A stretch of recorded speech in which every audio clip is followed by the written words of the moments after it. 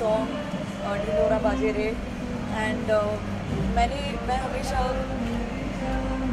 हमेशा से ये मेरा ड्रीम था to sing for प्रीतम दा and करण जौहर's film and ये बहुत बड़ा सपना मेरा पूरा हुआ है genuinely and that too singing for the most beautiful, like one of the most beautiful actresses, Alia Bhatt. And ये मेरी कोइंसिडेंटली रणवीर सिंह की दूसरी मूवी है जिसमें मुझे गाना गाने का मौका मिला है।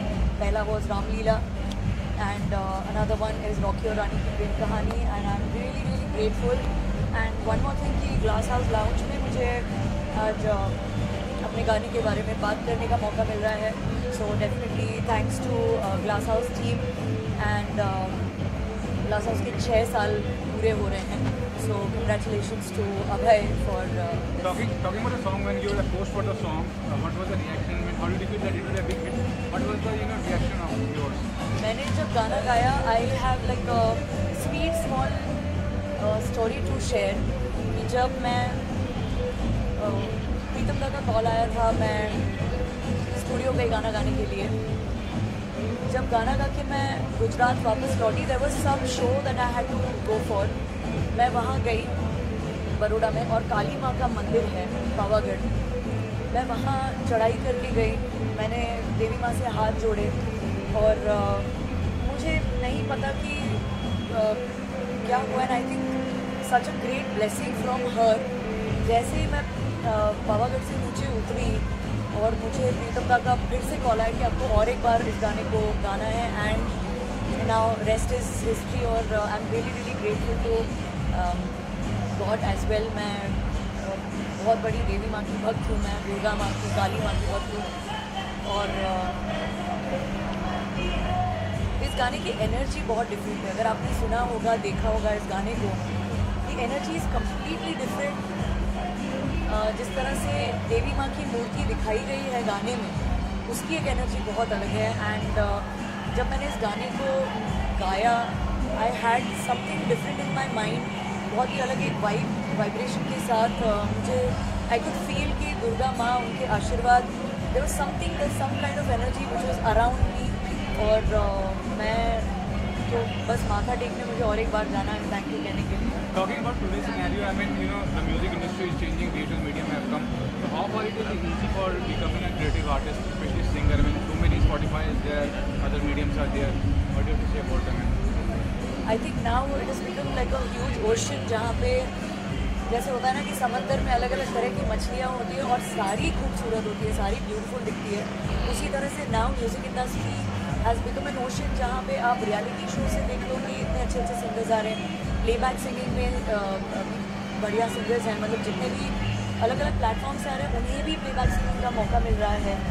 एंड कोई जैसे अपने इंडिपेंडेंट म्यूज़िक के साथ आगे आ रहा है इंडस्ट्री में, कोई कोलैब करके आगे आ रहा है, कोई इंस्टाग्राम से फेमस हो रहा है। And there are so many stars who are born on Instagram.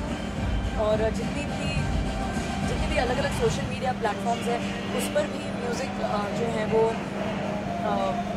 नया म्यूज़िक लोगों तक पहुंच रहा है, पूरी दुनिया तक पहुंच रहा है।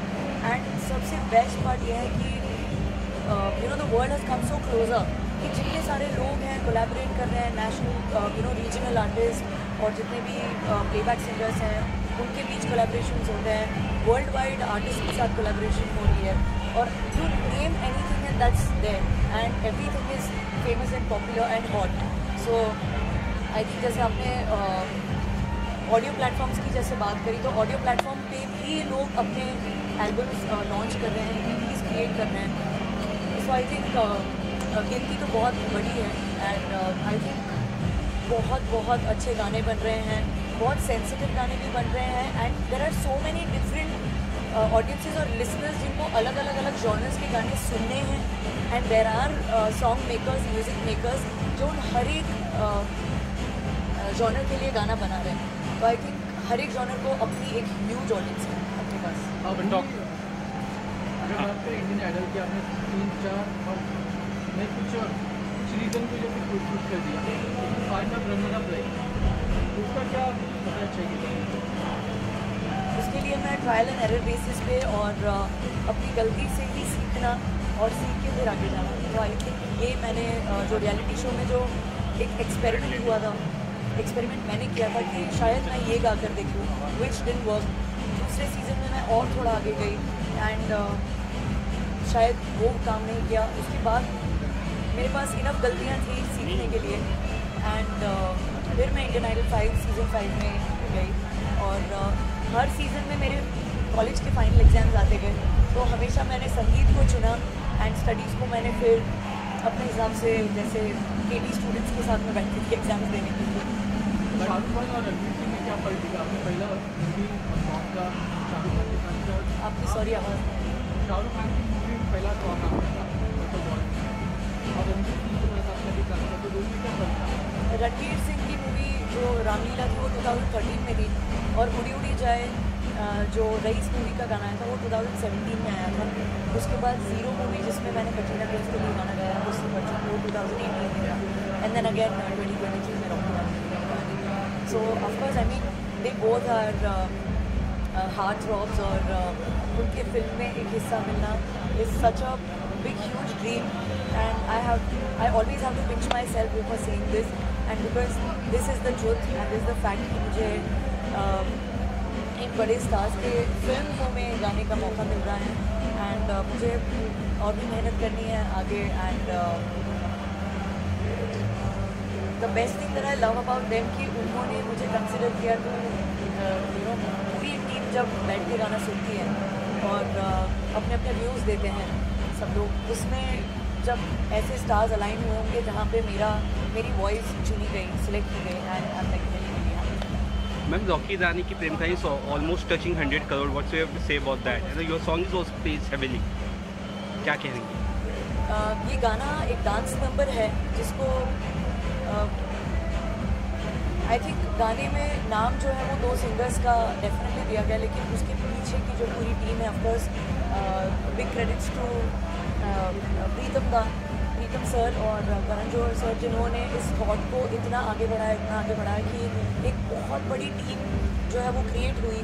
और उसके बाद नितिन शंकर जी ने पूरे रिदम सेक्शन को क्या कहते हैं कि वो पूरा एक रिदम सेक्शन उन्होंने जो म्यूज़िक अरेंजमेंट करी वो जो पूरा लेकर आए हैं and everything is mix so well, choreograph beautifully, perform so well. और जिस तरह से वो एक कलर थीम रखा गया है लाल, जो देवी माँ के सिंदूर का रंग है, और वो सभी उस एक ही रंग में सारे लोग रंग गए, तो लगता है कि चाहे वो गाना लिखा गया हो, चाहे वो गाना गाया गया हो, कंपोज किया गया हो या उसे अरेंज करके बाकी सब लोग भी जितने म्यूजिशियंस या सिंगर्स हैं वो हिस्सा रहे हो, या कोरियोग्राफी उसकी हुई हो, या शूट जिस तरह से हुआ हो, सेट डिज़ाइनिंग जिस तरह से हुआ, सारा कुछ एक ही रंग में दिख रहा है सब कुछ।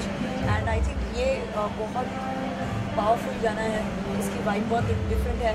जब मैंने यूट्यूब पे इसे रिलीज़ होने के बाद जब मैंने कमेंट्स देखे, कमेंट्स पे मैंने देखा कि everybody had the same view.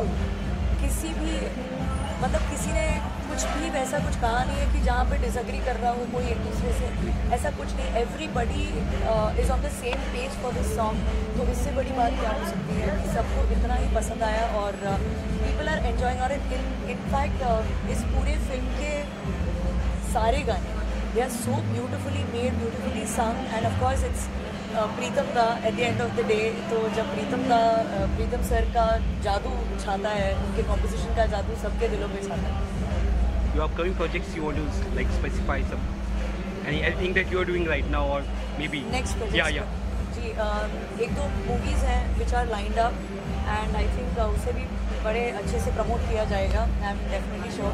And इस बार मैं प्री नवरात्रि ऑस्ट्रेलिया के लिए जा रही हूँ परफॉर्म करने, एंड USA और कनाडा जा रही हूँ मैं प्री नवरात्रि। एंड नवरात्रि के लिए I will be performing in Borivali Bala Saheb Thackeray ground जो है, उस ग्राउंड में मैं परफॉर्म कर रही हूँ। And I think it's a huge opportunity for me कि फिर से और एक बार, जैसे मैंने 2010 से शुरू किया था नवरात्रि में यहाँ पे परफॉर्म करना, फिर से इस बार इतने सालों से 7-8 साल मैंने कॉन्स्टेंटली परफॉर्म किया, and now again this year I will performing again.